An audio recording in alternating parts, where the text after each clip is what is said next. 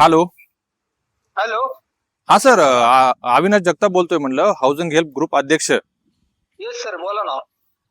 तुम्ही मागत होते सर पाठीमागे की 45 लाखामध्ये 2 BHK पाहिजे म्हणून, आणि 3 BHK पण पाहिजे होता तुम्हाला काहीतरी 50-55 लाखापर्यंत.